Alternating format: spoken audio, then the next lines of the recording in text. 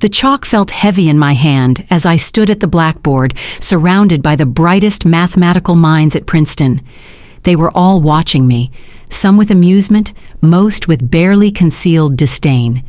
Professor Hartley's words from moments ago still echoed in the lecture hall. Perhaps Miss Chen should observe rather than participate. After all, this isn't a high school algebra class. The laughter that followed felt like needles against my skin. I traced my fingers over the equation that had been written there for 3 years, unsolved, mocking every genius who'd tried to crack it. The Hartley conjecture, they called it.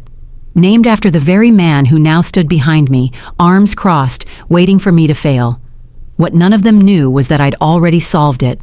I'd solved it 3 weeks ago in my dorm room at 3 a.m., tears streaming down my face after another day of being told I didn't belong here. The solution was elegant, beautiful even, hidden in a pattern everyone else had missed because they were looking at it the wrong way. But as I raised the chalk to the board, my hand trembling slightly, I wondered if I had the courage to show them what the girl they'd dismissed as Daddy's charity case could really do. If you're someone who's ever been underestimated, who's been told you're not smart enough, not good enough, or that you don't belong, this story is for you. Stay with me, because what happens next changed not just my life, but the entire field of theoretical mathematics. My name is Sophia, though for the past 2 years at Princeton, I'd heard it spoken aloud less than a dozen times. To most people here, I was the diversity admit, the quota girl, or when they thought I couldn't hear, Hartley's biggest mistake. 21 years old, supposedly brilliant according to my high school teachers back in Ohio. But here I was, nothing but an imposter in their eyes. Taking up space meant for someone more deserving, someone male, someone from the right families, someone who looked like they belonged in these hallowed halls. The mathematics department at Princeton was a boys' club that hadn't quite figured out it was the 21st century. Out of 47 PhD candidates, only 3 of us were women. And of those 3, I was the only one who'd come from a public school, the only one whose parents hadn't gone to college, the only one who'd learned calculus from YouTube videos because my high school didn't offer it. My acceptance letter had been a miracle, or so I'd thought. Now I knew better. I was here because of numbers, quotas that needed filling, boxes that needed checking. At least, that's what everyone made sure I believed. The morning everything changed started like any other. I woke up in my cramped dorm room, the one with the broken radiator that clanged all night, and the window that wouldn't close properly. My roommate had moved out after the first month, requesting a transfer because she needed a more serious academic environment. Translation, she didn't want to room with the girl everyone laughed at. I dressed in my usual uniform, jeans, a Princeton sweatshirt I'd bought secondhand, sneakers that had seen better days. The designer clothes and leather bags the other students wore might as well have been from another planet. Walking across campus to the mathematics building, I kept my head down, earbuds in, trying to make myself invisible. It rarely worked. "Hey, Sophia," someone called out. I looked up to see Bradley Worthington III. Yes, that was actually his name, surrounded by his usual pack of followers. Brad was everything Princeton loved: old money, legacy admission, captain of the rowing team, and despite his mediocre grades, somehow still considered a promising mathematician by the faculty. "We're having a study group tonight for the theoretical application seminar. You should come." His smile was all teeth, no warmth. "We could use someone to take notes." The laughter from his friends was immediate and cruel. I'd made the mistake of attending one of their study groups my first semester. I'd spent 3 hours being their secretary while they discussed problems they barely understood, dismissing every suggestion I made with, "That's cute, but let the adults handle this." I'd never gone back. "I'm busy," I muttered, trying to push past them. "Busy with what?" Brad stepped in front of me. "Trying to understand the homework? Don't worry, I'm sure Professor Hartley will go easy on you. He always does with his charity cases." Professor Eugene Hartley. The name alone made my stomach clench. Winner of the Fields Medal, author of 12 books, and the man who'd supposedly discovered me during a summer program for underprivileged students. He'd written my recommendation letter, pulled strings to get me admitted, and then spent the next 2 years making it clear that I was his biggest disappointment. Every class with him was an exercise in humiliation. He'd call on me for the hardest problems, then shake his head sadly when I answered, even when I was right. Almost, Miss Chen, almost. But in mathematics, almost isn't enough. The truth was, I'd worshipped him once. His book on number theory had been my Bible in high school. I'd read it so many times the pages fell out, held together with tape and hope. Meeting him had felt like meeting a god. Now I knew gods could be cruel. I finally made it to the mathematics building, its Gothic architecture looming above me like a judgment. The halls were lined with portraits of famous mathematicians who'd walked these corridors. All men, all white, all looking down with the same expression of intellectual superiority I saw on my classmates' faces every day. My first class was advanced topology with Professor Martinez. She was one of only 2 female professors in the IE department, and while she wasn't actively cruel like some of the others, she had a way of looking through me like I wasn't quite there. I took my usual seat in the back corner, opened my notebook, and tried to disappear. Before we begin, Professor Martinez announced, I want to remind everyone that the Hartley conjecture presentation is in 3 weeks. As you know, this is an open challenge to all graduate students. Whoever can provide substantial progress toward solving Professor Hartley's conjecture will receive automatic admission to the doctoral program and a full scholarship. She paused, her eyes scanning the room. I encourage everyone to attempt it. Even if you don't solve it completely, showing original thinking could significantly boost your academic standing. The Hartley conjecture. I'd been obsessed with it since I'd first seen it, scrawled across a blackboard during my campus tour. It was a problem in combinatorial number theory, dealing with the distribution of prime patterns in infinite sequences. Hartley had proposed it 3 years ago, and despite numerous attempts by mathematicians worldwide, no one had made any real progress. The problem was considered so difficult that most people believed it would take decades to solve, if it could be solved at all. What they didn't know was that I'd been working on it since my first day at Princeton. Every night after finishing my regular coursework, after the library closed and the campus grew quiet, I'd sit in my room with pages spread across my floor, chasing patterns that seemed to dance just out of reach. It had become my secret obsession, my private rebellion against everyone who said I wasn't good enough. 3 weeks ago, at 3 a.m. on a Tuesday, something had clicked. A connection I'd been missing, a pattern hidden in the chaos. I'd solved it. The Hartley conjecture, the problem that had stumped the greatest minds in mathematics, had yielded to the girl from Ohio who wasn't supposed to be here. But I hadn't told anyone. How could I? Who would believe me? They'd assume I'd made an error, or worse, that I'd cheated somehow. The solution sat in my notebook. 23 pages of elegant proof. Waiting. For what? I wasn't sure. Courage, maybe. Or just the right moment to prove them all wrong. After topology came real analysis, then abstract algebra. In each class, I sat silently, took notes, avoided eye contact. Lunch was always the same. A sandwich from the cheap deli off campus, eaten alone on a bench by the lake. I watched the other students walk by in groups, laughing, discussing theorems and theories with the casual confidence of people who'd never doubted they belonged. It was during lunch that I saw her, Professor Sarah Kim from MIT, walking across campus with the Dean of Mathematics. Professor Kim was a legend, the youngest person ever to win the Abel Prize, and one of the few women who'd managed to break through the ceiling in pure mathematics. She was here for the Hartley conjecture presentation, I realized. She'd be one of the judges. That afternoon was my weekly seminar with Professor Hartley himself. These were small group sessions, only 10 students, where we presented our research and received feedback. They were also my weekly dose of humiliation. Hartley had a special talent for making me feel small. He'd interrupt my presentations to correct pronunciations, question basic assumptions I'd made, and always end with some variation of, "Well, you're trying, Miss Chen, that's what matters." I arrived at the seminar room 5 minutes early, as always. The other students were already there, clustered around Brad, who was holding court about his breakthrough on some problem that I knew he'd copied from a paper published in the 1980s. They didn't acknowledge me as I took my seat. Professor Hartley entered exactly at 2 p.m., his presence immediately commanding the room.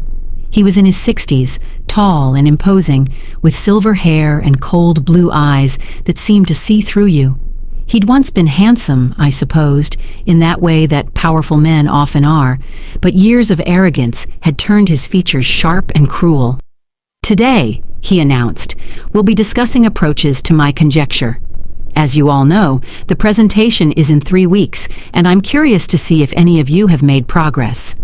His eyes swept the room, lingering on me for a moment with what looked like amusement. "Mr. Worthington, would you like to start?" Brad stood, swagger in every movement, and began presenting his approach. It was garbage, a rehashing of methods that had already been tried and failed, dressed up with complicated notation to hide the lack of original thought. But Hartley nodded along, occasionally murmuring, "interesting," or "promising direction." One by one, the other students presented. Some had genuine insights, others were clearly just trying to impress. Then, finally, inevitably, Hartley turned to me. "Miss Chen, do you have anything to contribute, or are you still catching up with the foundational material?" The condescension in his voice was like acid. Around me I could hear snickers, see smirks. This was the moment they all waited for, watching Hartley put me in my place.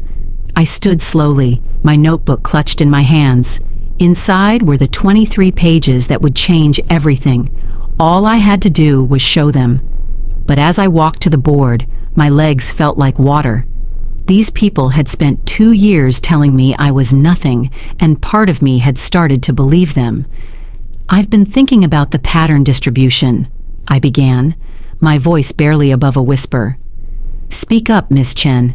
Confidence is crucial in mathematics, even if competence is lacking." More laughter. My cheeks burned. I raised my voice. "The pattern distribution in the third sequence. Everyone's been looking at it as a linear progression. But what if it's not? What if it's actually a spiral?" Silence. Then Hartley laughed. Actually laughed. "A spiral? Miss Chen, this is advanced mathematics, not art class. The conjecture clearly states, the conjecture assumes linear distribution because that's how we've always looked at prime patterns." I interrupted, something flaring in my chest. "But if you map it in 3 dimensions, if you treat each prime as a point in space rather than on a line, the pattern becomes clear. It's not random at all. It's a spiral with a very specific mathematical relationship." The room had gone quiet. Hartley's face was turning red. "That's absurd. You're suggesting that centuries of number theory is wrong?" "No. I'm suggesting we've been looking at it from the wrong angle. Like how people used to think planetary orbits were circular until Kepler proved they were elliptical. The math was always there. We just needed to shift our perspective." "This is ridiculous," Brad interjected. "She's just making things up now. A spiral? What's next? The primes form a smiley face?" The laughter returned, louder this time.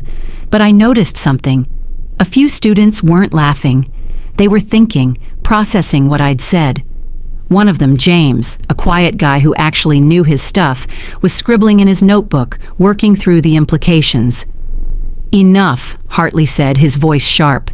"Miss Chen, if you're going to waste our time with fantasy, perhaps you should reconsider whether you belong in this program. Mathematics is about rigor, not imagination." "Rigor?" The word came out before I could stop it. "You want rigor? Fine." I opened my notebook, pulling out the pages I'd guarded so carefully. "Here's rigor, 23 pages of it, a complete proof of your conjecture." The silence was deafening. Hartley's face went from red to white. "That's impossible." "Is it?" I walked to the board, picked up the chalk. "Let me show you." And I began to write. The first equation, then the second.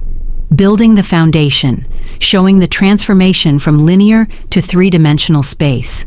My hand moved faster as confidence built. This was my proof, my discovery.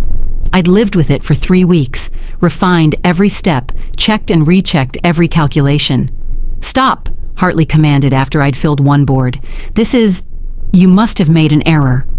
"Where?" I challenged, turning to face him. "Show me where the error is." He stood, walked to the board, studied my work. The room held its breath. I could see him checking each step, his face growing paler. This can't be right." "But it is." James had stood up, his notebook in hand. "Professor, she's right. I can see it. The transformation she's proposing, it works. My God, it actually works." Other students were standing now, moving closer to the board. Even Brad looked shaken. But Hartley looked furious. "This is preposterous. You expect me to believe that an undergraduate, a diversity admit with no real training, solved a problem that has stumped the best minds in mathematics?" "I don't expect you to believe anything," I said, my voice steady now. "The math speaks for itself. Check it. Have others check it. Run it through computers if you want. The proof is solid." "You must have had help. Someone must have—" "Who?" I laughed, but it was bitter. "Who would have helped me? You've all made sure I have no friends here, no study groups, no mentors. I did this alone, in my room, while you all dismissed me as a charity case." "If this is real," one of the other students whispered, this is huge. This would be one of the biggest breakthroughs in number theory in decades." Hartley's hands were shaking as he set down the chalk he'd picked up. "Everyone out, now. Except you, Miss Chen." The other students filed out slowly, reluctantly, craning their necks to see more of the proof on the board. When we were alone, Hartley turned to me, and I saw something in his eyes I'd never seen before. Fear. "Where did you really get this?" he asked, his voice low. "I told you. I worked it out myself." "That's impossible. You're nobody. He stopped, running his hand through his silver hair. "If this gets out, if people know that you solved it—" "What? It'll make you look bad? The great Eugene Hartley, whose conjecture was solved by a nobody girl from Ohio?" His face hardened. "You don't understand how things work here. There are protocols, procedures. You can't just announce something like this. It needs to be verified, peer-reviewed." "By whom? You? The man who spent 2 years telling me I don't belong here?" He moved closer, and for a moment I felt afraid. "Listen to me very carefully.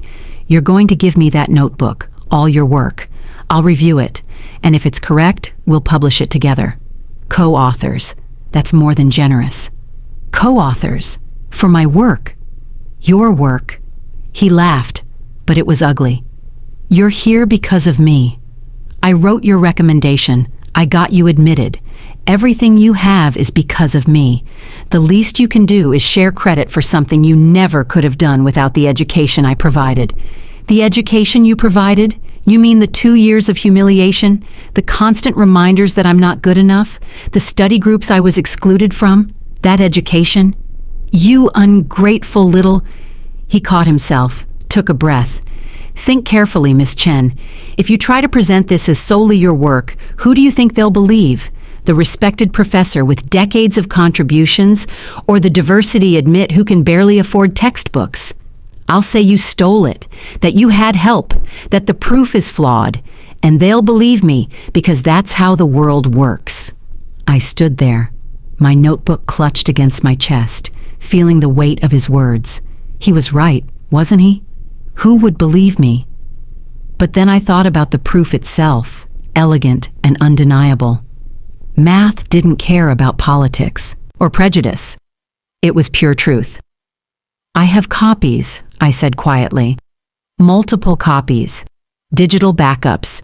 If you try to steal this, I'll make sure everyone knows exactly what happened." His face went purple. "You're making a mistake. I can destroy you. One word from me, and you'll never work in mathematics again." "Maybe," I admitted, "but the proof will still exist, and eventually someone will realize it's correct. Do you really want to be remembered as the man who tried to suppress one of the biggest mathematical breakthroughs of the century because it came from a girl?" We stood there, staring at each other. And I realized this was bigger than just a math problem. This was about everything. Every girl who'd been told she wasn't smart enough. Every person who'd been dismissed because they didn't fit the mold. Every dream that had been crushed by people like Hartley who thought brilliance only came in certain packages. "Get out," he said finally. "Get out of my seminar room." I left, but I took my notebook with me. My hands were shaking as I walked down the hallway, past the portraits of dead mathematicians, past the offices of professors who'd never bothered to learn my name. Word was already spreading. I could see it in the way students looked at me, in the whispered conversations that stopped when I passed. By that evening, the entire mathematics department knew something had happened. My phone, usually silent, buzzed with messages from classmates who'd never spoken to me before. "Is it true? Did you really solve it? Can I see the proof?" I ignored them all. I had 3 weeks until the presentation, 3 weeks to prepare for the fight of my life. The next morning, everything had changed. When I walked into the dining hall for breakfast, conversations stopped. Everyone was staring, some with awe, others with suspicion, many with disbelief. Brad Worthington was at his usual table, but for once he wasn't holding court. He was staring at his phone, his face pale. "It's online," someone said as I passed. Someone posted about it on the mathematics forum. They're saying a Princeton undergrad solved the Hartley conjecture. My stomach dropped. Who had posted it? I hadn't shared the proof with anyone, but as I grabbed coffee and found a quiet corner, I realized it didn't matter. The cat was out of the bag. I opened my laptop and found the forum post. It was vague, no details about the proof itself, just speculation and excitement. But it was enough. The mathematics world was small, and news traveled fast. By noon, I'd received an email from Professor Kim, the MIT legend who was visiting for the presentation. She wanted to meet with me, alone. My hands trembled as I typed my response, agreeing to meet her at the campus coffee shop that afternoon. She was already there when I arrived, sitting in a corner booth, looking nothing like the intimidating figure I'd imagined. She was younger than I'd expected, maybe early 40s, with kind eyes behind thick glasses. "Sophia Chen," she said as I sat down, "the girl who's got everyone in a panic." "I didn't mean to." "Yes, you did," she interrupted, but she was smiling. "And good for you. This place needs shaking up. Now show me the proof." I hesitated. Could I trust her? But something in her eyes, a recognition maybe, made me pull out my notebook. She read in silence for 30 minutes, occasionally making notes, sometimes going back to reread sections. Finally, she looked up. "It's brilliant," she said simply. "Absolutely brilliant, and completely correct, as far as I can tell. How long have you been working on this?" 2 years, I admitted. "But the breakthrough came 3 weeks ago. And Hartley doesn't want you to present it." It wasn't a question, but I nodded anyway. She sighed, leaning back in her chair. "I wish I could say I was surprised. Eugene Hartley is brilliant, but he's also a dinosaur. The idea that someone like you could solve his conjecture, it threatens everything he believes about who belongs in mathematics." "Someone like me?" "Young, female, from the wrong background. You're not supposed to be here, according to people like him. You're certainly not supposed to outshine him." She paused, studying me. "You know he's going to fight this. He'll use every bit of influence he has to discredit you." "I know. So what are you going to do?" I thought about all the nights I'd spent alone in my room, working through problems while my classmates partied. All the times I'd been dismissed, ignored, belittled. All the moments I'd wanted to quit but didn't because the math was too beautiful to abandon. "I'm going to present it," I said, "at the official presentation in 3 weeks, publicly, with everyone watching. He can't stop me if there are witnesses." Professor Kim smiled. "Good. And I'll make sure the right people are in that audience. This is too important to let politics bury it." She handed me her card. "If you need anything, advice, support, protection, call me, day or night." The 3 weeks that followed were the strangest of my life. I became simultaneously famous and infamous within the Princeton mathematics community. Some professors suddenly wanted to meet with me, to understand my approach. Others, Hartley's allies, made it clear I was persona non grata. My inbox filled with interview requests from math journals and science magazines. I ignored them all. The proof would speak for itself. But Hartley wasn't idle. Rumors began to circulate that I'd plagiarized the proof, that I'd had secret help from an outside mathematician, that there were fatal flaws in my logic that would be exposed at the presentation. He even suggested, in a department meeting I wasn't supposed to know about, that I might be mentally unstable, that the stress of the program had caused me to have delusions of grandeur. Brad Worthington became his unofficial spokesman among the students. "She's cracking," he told anyone who'd listen. "My dad knows someone at the journal where she supposedly got published in high school. That paper? It was heavily edited by her teacher. She's never had an original thought in her life." It was a lie, but it spread like wildfire. Even some who'd initially believed in me began to doubt. The isolation I'd felt before was nothing compared to this. Now I wasn't just ignored. I was actively hunted. People followed me to classes, trying to overhear phone calls or peek at my notebook. Someone tried to break into my dorm room, unsuccessfully, thanks to the extra locks I'd installed. James, the quiet student from Hartley's seminar, was one of the few who stood by me. "I've checked your proof 6 ways from Sunday," he told me one afternoon. "It's airtight. Don't let them get in your head." But they were in my head. Every night I lay awake wondering if I'd made a mistake, if there was some error I'd missed that would humiliate me in front of everyone. I checked and rechecked the proof until the numbers blurred together. Professor Kim called twice, offering encouragement, reminding me that doubt was normal, that every great mathematical discovery had faced resistance. Then, 3 days before the presentation, Hartley made his move. I was called to the dean's office, where I found not just Dean Morrison, but also Hartley and 2 other senior professors I didn't recognize. They sat behind the desk like a tribunal, their faces grave. "Miss Chen," the dean began, "serious concerns have been raised about your claimed proof of the Hartley conjecture." "What concerns?" I asked, though I knew this was coming. "Professor Hartley has reviewed your work and found significant errors. Additionally, there are questions about the originality of your approach. We've discovered striking similarities to unpublished work by a mathematician in Russia." "That's impossible," I said. "I've never seen any Russian work on this. And what errors? Professor Hartley hasn't even seen my complete proof." "Haven't I?" Hartley produced a stack of papers, my papers, photocopied. "You left these in the seminar room.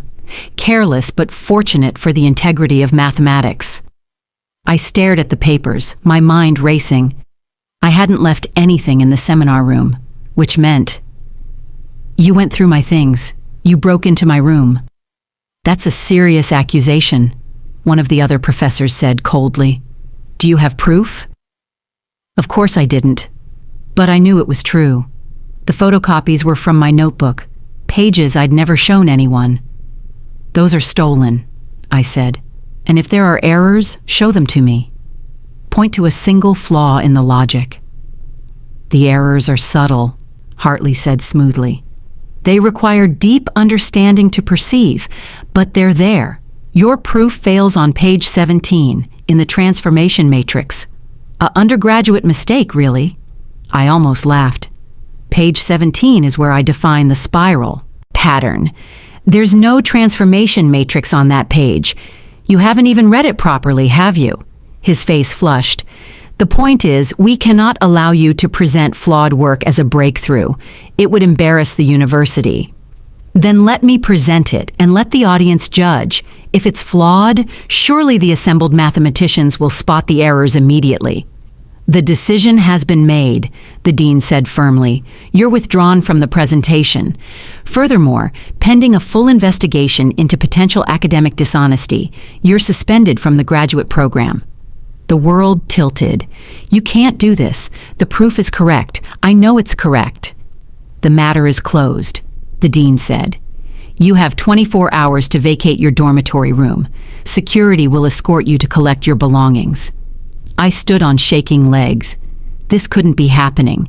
2 years of work, the breakthrough of a lifetime, and they were stealing it from me. "This is wrong," I said. "You know this is wrong." "What's wrong?" Hartley said, standing as well, "is a delusional girl thinking she can play with the giants of mathematics. You were always a charity case, Miss Chen. I tried to help you find your level, but you insisted on reaching beyond your capabilities. This is what happens when you fly too close to the sun." I left the office in a daze, security guards flanking me like I was a criminal.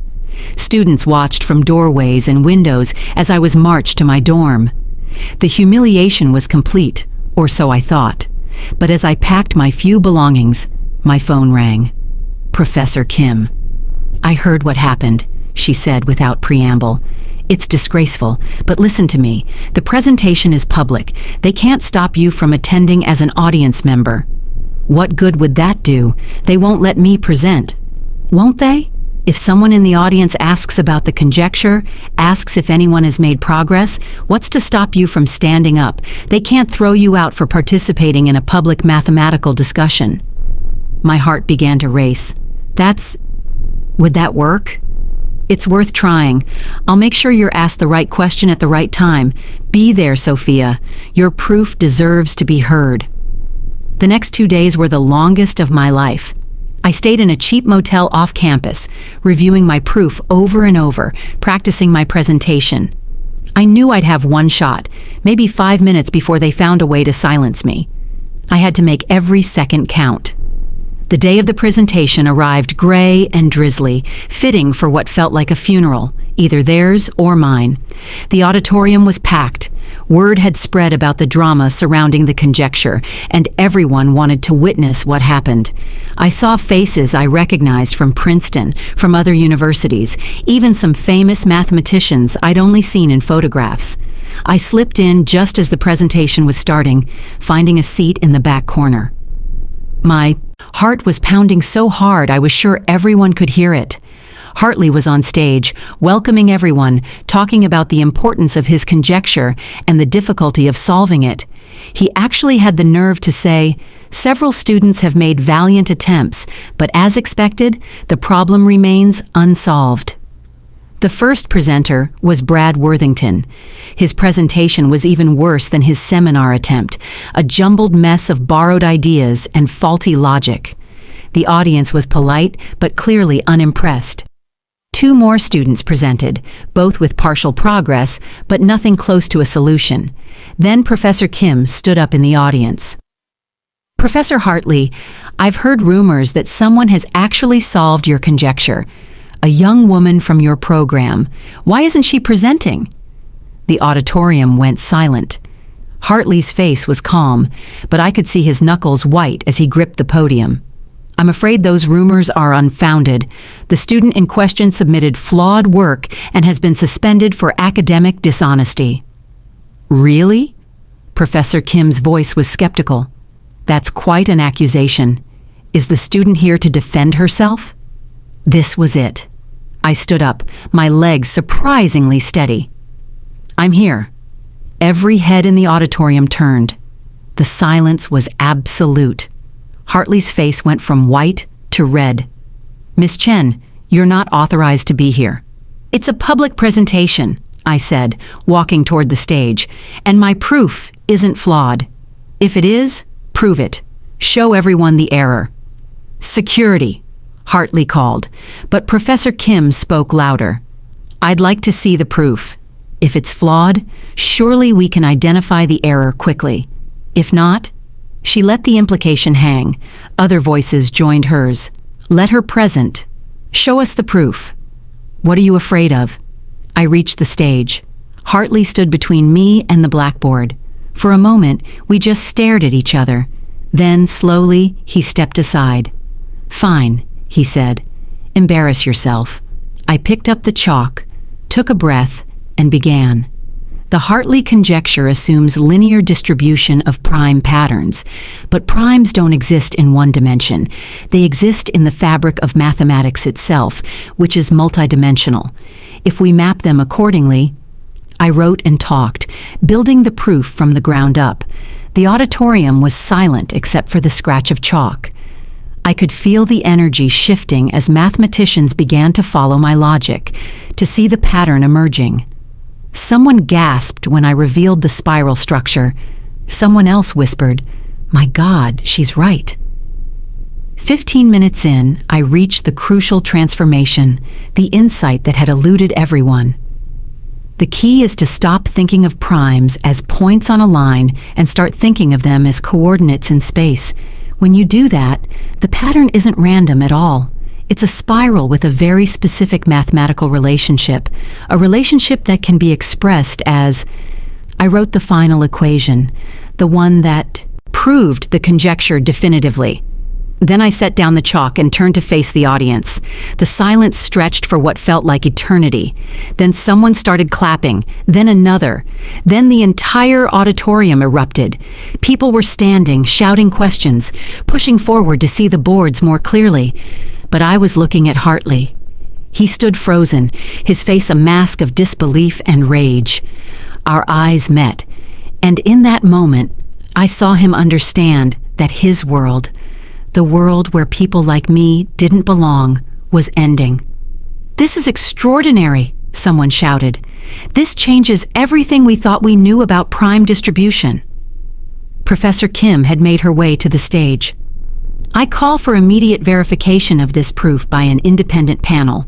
This could be one of the most significant breakthroughs in mathematics this decade." The verification took 3 hours. A panel of 5 distinguished mathematicians went through every line, every transformation, every conclusion. I sat in the front row, answering questions when asked, but mostly just watching as my work was validated by the very people who dismissed me. Finally, the panel's leader, an elderly professor from Harvard, stood up. "The proof is correct. Miss Chen has solved the Hartley conjecture." The announcement was both vindication and transformation. Suddenly, everyone wanted to talk to me. Job offers were mentioned, collaboration requests, interview requests. But I kept looking at Hartley, who remained on stage, isolated and ignored. Finally, as the crowd began to thin, he approached me. "You've destroyed me," he said quietly. "My conjecture, my reputation, everything." "No," I replied. "I solved a math problem. You destroyed yourself when you decided I couldn't possibly be capable of it." He walked away without another word. I never saw him again. He took early retirement a month later, citing health concerns. The aftermath was a whirlwind.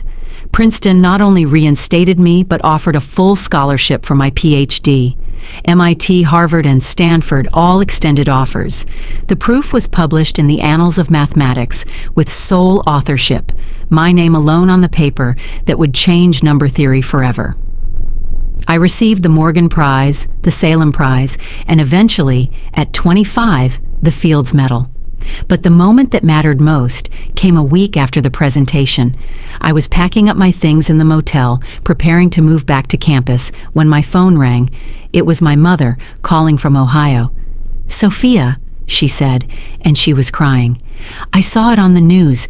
My baby solved an impossible problem. I don't understand the math, but I understand what they're saying, that you're brilliant, that you've done something amazing." "Mom, I'm so proud of you," she continued. "Your father would have been so proud. You showed them all, didn't you? All those people who said you weren't good enough?" "Yeah, Mom," I said, tears running down my own face. "I showed them." The story could end there, but there's more, because solving the Hartley conjecture was just the beginning. The mathematical insight I'd discovered, the 3-dimensional mapping of prime distributions, opened up entirely new fields of study. It had applications in cryptography, in quantum computing, in areas we hadn't even imagined. I established a foundation for underprivileged students interested in mathematics, funded by the prize money and speaking fees that came flooding in. Every year, I select 10 students who remind me of myself, brilliant but overlooked, passionate but unsupported. I make sure they have what I didn't: mentorship, encouragement, and the knowledge that they belong. Brad Worthington? He graduated with mediocre honors and went to work at his father's investment firm. I heard he tells people we were friends at Princeton that he always knew I'd do something special. The revisionist history might have bothered me once, but now it just makes me smile. James, the quiet student who first validated my proof, became a close collaborator. We've published 12 papers together, each building on that initial breakthrough. He's now a professor at Caltech, inspiring his own generation of mathematicians. Professor Kim became a mentor and eventually a friend. She told me once that watching me present that proof was one of the highlights of her career. Not because of the math, she said, though the math was beautiful, but because you refused to let them silence you.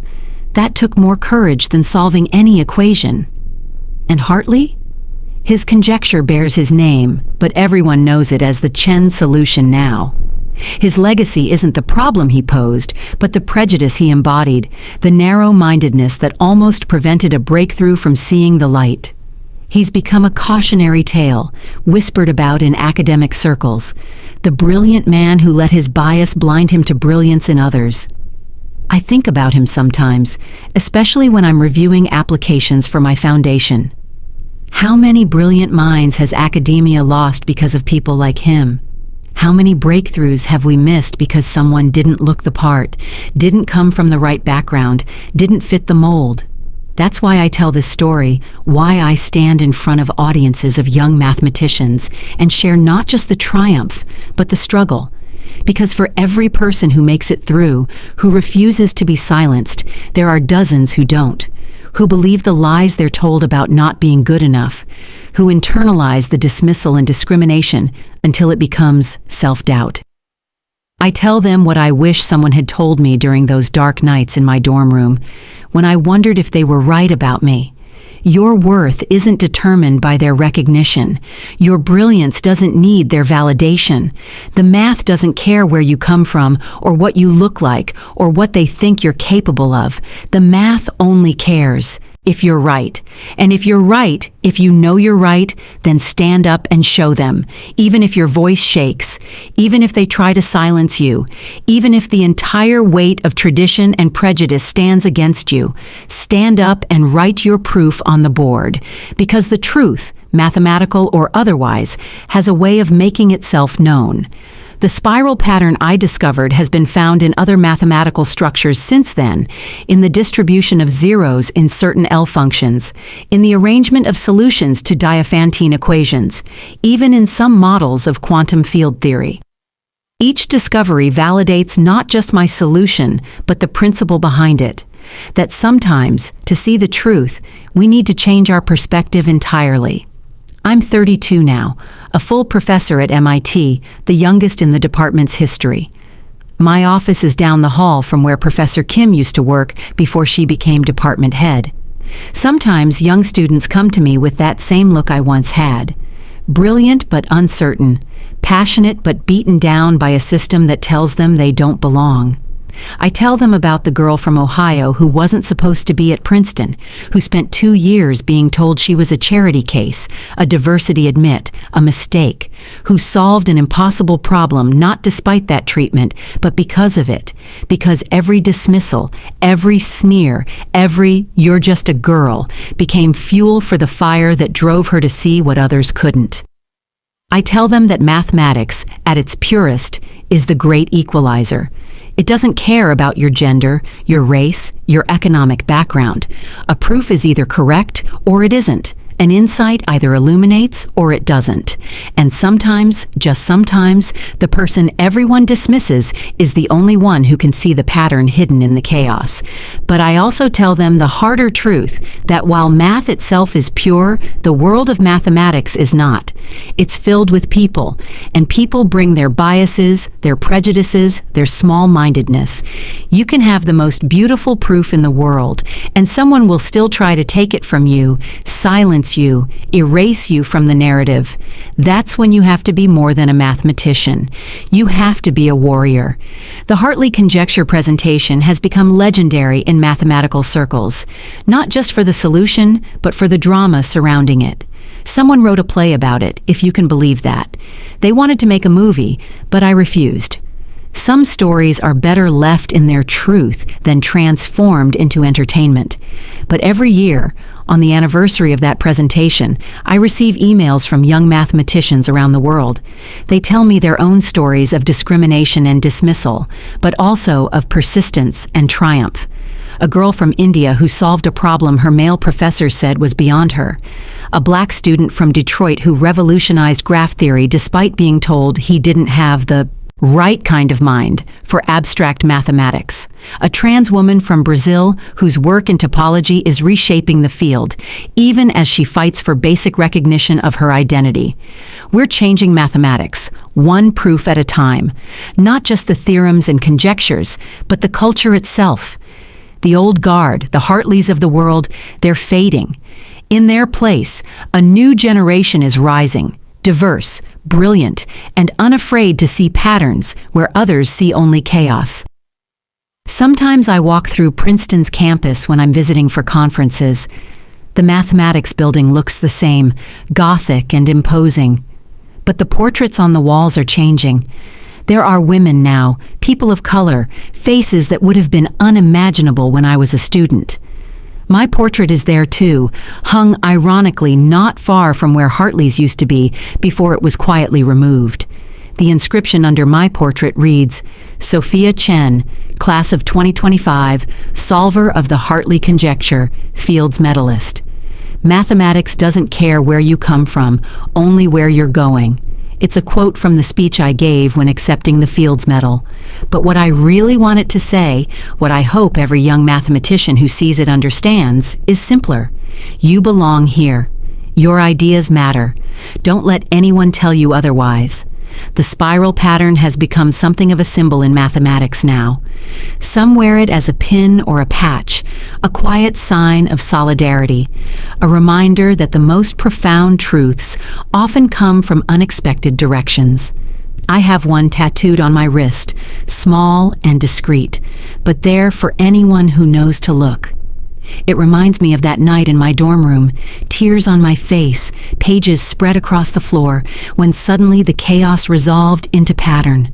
When I saw what everyone else had missed, not because I was smarter, but because I was looking from a different angle, the angle of someone who'd never been invited to see things the right way. That's the real lesson of the Hartley conjecture, not the mathematical solution, elegant as it is, but the human truth it represents, that brilliance can come from anywhere, that perspective matters, that sometimes the person furthest from the center is the only one who can see the whole picture. Every theorem I prove now, every paper I publish, carries that truth forward. And someday, I hope, we'll live in a world where stories like mine are unnecessary, where a girl from Ohio, or anywhere else, can walk into a mathematics classroom and be seen for what she is, a mathematician, full stop. No qualifiers, no dismissals, no need to prove herself beyond the proof itself. Until then, I'll keep telling this story. Keep standing up in auditoriums full of doubt and writing my truth on the blackboard. Keep showing them that just a girl can see patterns that elude the greatest minds, can solve the unsolvable, can change the world one equation at a time. The chalk still feels heavy sometimes, but now I know it's not the weight of uncertainty, it's the weight of possibility. Every time I pick it up, I'm not just solving problems, I'm solving the problem of who gets to solve problems, and that might be the most important proof of all.